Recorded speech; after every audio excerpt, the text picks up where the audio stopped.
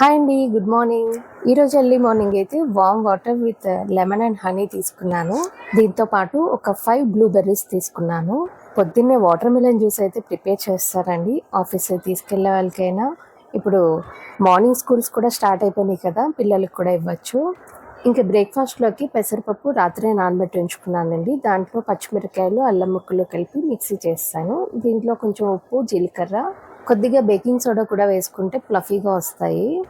ఇలా పిండిని చిల్లాలా కూడా వేసుకోవచ్చు. నేనైతే గుంట పొంగనాల కింద వేశాను. మా ఇంట్లో ఇది ఎక్కువ తింటూ ఉంటాము.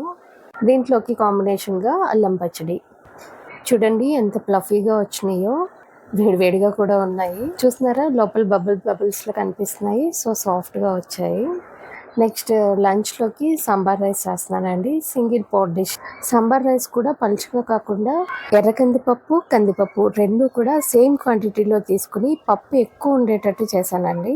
సో మనకి ప్రోటీన్స్ ఎక్కువ ఉండాలి అండ్ వెజిటేబుల్స్లో ఫైబర్ ఉంటుంది కదా, రెండు కూడా బ్యాలెన్స్డ్గా ఉంటుంది సింగిల్ పాట్ డిష్ కాబట్టి.